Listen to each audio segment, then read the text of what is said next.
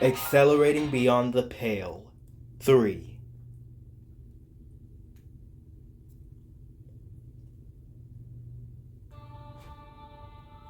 Should the angels of Eden ever be questioned about what happened, this is likely how they would explain it. Satan, the highest ranking angel of them all, suddenly lost his mind and turned against Eden altogether.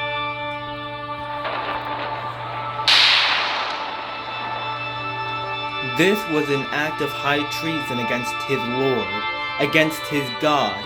It was an insurrection against the very system of the world. And the angels, typically known for living in perfect harmony, were split right down the middle by it, engaging one another in a fierce civil war. Standing against Satan and his forces was the right-hand man to the true Lord of the angels of Eden, Michael. He's Satan's little brother, and was renowned across all the land at the time for how dearly he looked up to his elder sibling. Why, brother, you were the elite of the elite. Why would you, of all people, lead this charge?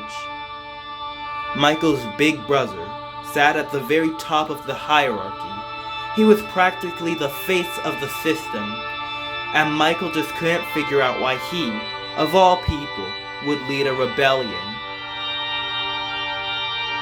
What more could you possibly want? You know I've always admired you, don't you?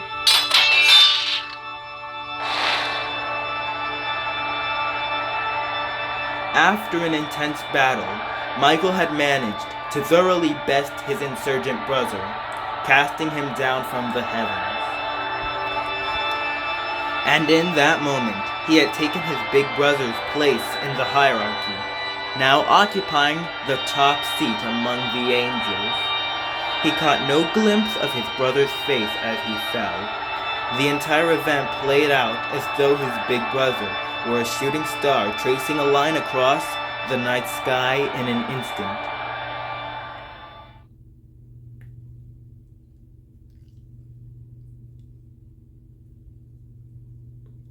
The area around Tokyo Station in Chiyoda Ward is the flashpoint where the warmongers and invaders engaged the rulemakers in battle.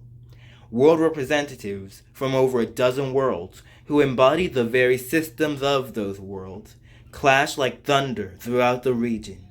Yet even within this chaos,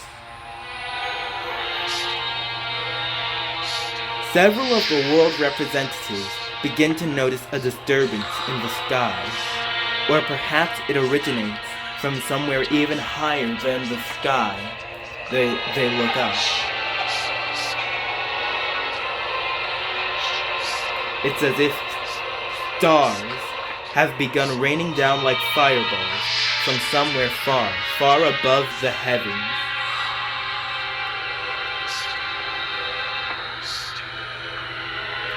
Off to the east, Israfil gazes out upon this apocalyptic scene, and he laughs, bobbing back and forth in glee, waving his conductor's baton around as though he's directing the chaos himself. Yet despite his unrestrained exaltation, tears pour from his eyes. Or rather, tears pour from the Banya's eyes.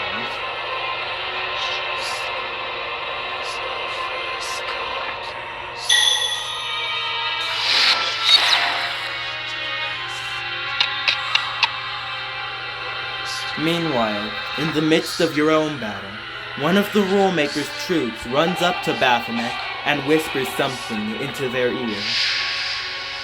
The situation is deteriorating. Very well, I shall head there at once. But unlike before, I would prefer it if your regiment joined me.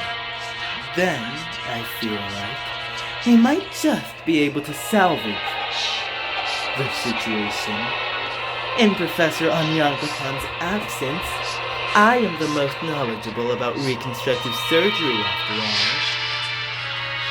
As for you, though I am the one who initiated this. I'm afraid something urgent has come up, and I must be taking my leave. Until the future sees to it that we are to meet again, I bid you a momentary adieu, Sanzo and Lancelot.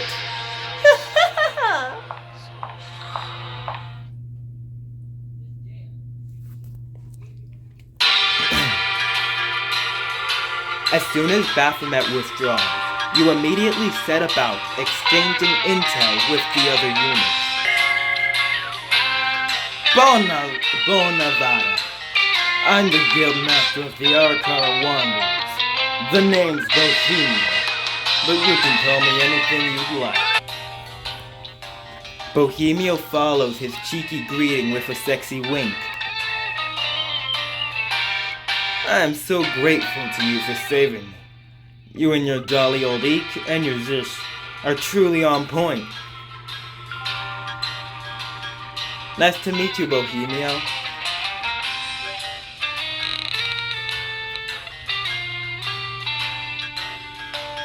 Hey! Stop hogging him, Bohemio. Let somebody else have a chance to thank him too. Hi there. Sanzo Minarikawa. That's the Sanzo Minarikawa, head honcho of the Asakusa Gurus. Nice to meet you, Sanzo. Pleasure to make your acquaintance and all that. Lancelot, was it? Have we met somewhere before? Weren't you a performer or an idol or something? I swear I've seen your face a bunch of times. Oh, was that though?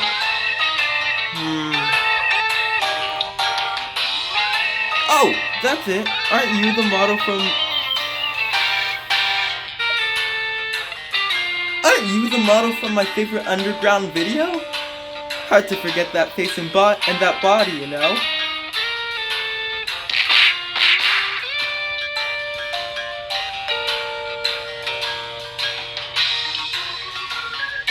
Sanzo Minarikawa, pleasure to meet you. Good. After this is all over, I'll be waiting for you at my temple for a nice cleansing ceremony. And that's non-negotiable.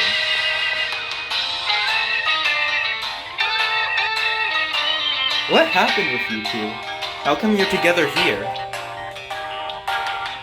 Bohemio happily fills you in on everything that's happened on his end. About how he was abducted from his portal and brought to the future city to undergo a dubious future transplant operation, and how the two of them managed to escape their captivity but were chased here by Baphomet. Oh, yeah, Bohemio, you never really answered my question earlier. Why did you save me? It's like I said, you saved us first, Sanzo. And I wasn't about to accept my freedom without ensuring you had yours too. So it really was tit for tat, huh? That's all? Guess I kinda figured. Doesn't hurt that you've got a dolly old Eek yourself, though. Really, I saved you because I wanted to. You're just too cute.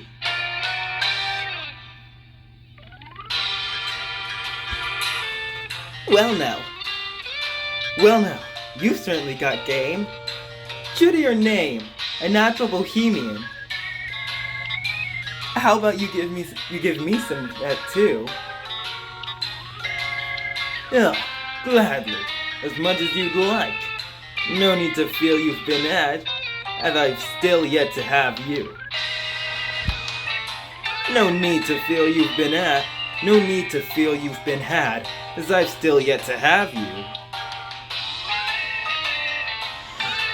Word of advice, if I may. Bohemio is a serial flirter. He'll say this stuff to anyone and everyone. Better keep on your toes. Oh no, have I entered into a love triangle? This is like something out of a romance comic. Am I a romance protagonist? Well, when I first experienced with Love Bee as part of a trio? Now we're in the realm of magazines kept behind the counter. Surely there's something in the scriptures for this. Refuting wanton desire, but succumbing to natural urges, perhaps?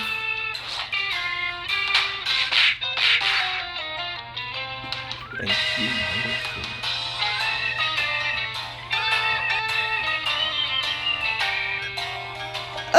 Sorry about all that. Let's continue our story, shall we? Why would you say that stuff out loud, Sanzo? Honestly, what kind of nonsense has that playboy Tianzun been teaching you? It's downright shameful. So, I escaped with Bohemio and... Oh yeah, can't forget this part. There was this super duper scary guy who blocked our way, named Cocopelli. Absolutely terrifying. Sanzo and Bohemio go on to describe Cocopelli to the members of the Mega Alliance of Guilds, listening intently to their tale. Cocopelli, the newest model cyborg. So Cocopelli was refit, I guess? He even got a future transplant. What was it like facing him? It's kinda like Baphomet was saying, I guess? A bit, anyway. As soon as Sanzo's sacred artifact touched him, he lost all control and seemed to be in a lot of pain to boot.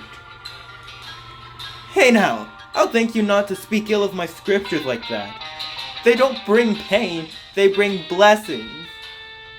Well, if what Baphomet is saying is true, they also repel those future memories, and that might not feel too pleasant.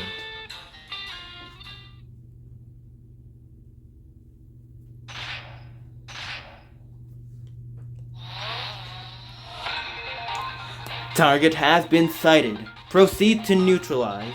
After subduing, he is to be returned for additional future transplantation surgery. The lower-ranking Rulemaker soldiers take aim and fire simultaneously. Their target determined through intense calculations derived from quasi-future machine prediction. With the sheer number of bullets traveling through the air, evading them unscathed should be a statistical impossibility for Cocopelli. However...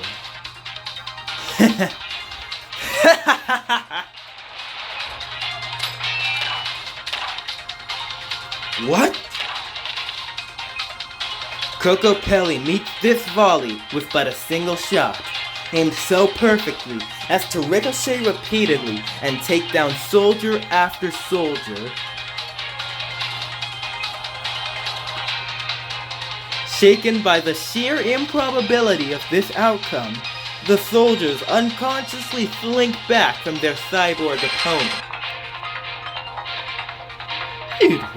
It would seem you truly have been freed from the shackles of those future memories, haven't you, Cocopelli? That I have, Baphomet, but my memory of what happened in the interim is crystal clear.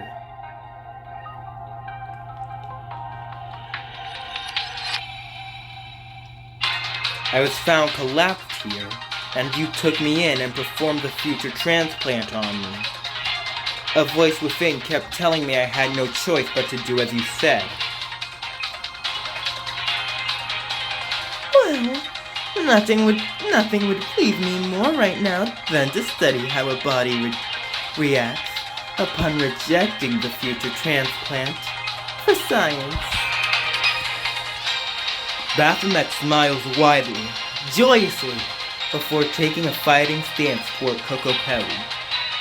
I am in no position to condemn your actions, so I shall abstain. No grudge I may harbor toward you will affect your future in any way, after all. But whosoever should bring me into their employ must know that they've bet their life on that, and will need to pay their due.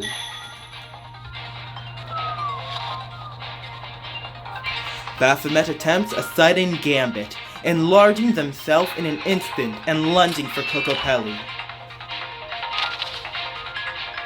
But predictably, Kokopelli's bullet wastes no time, finding its mark, stopping Baphomet dead in their tracks before their move can even begin to play out.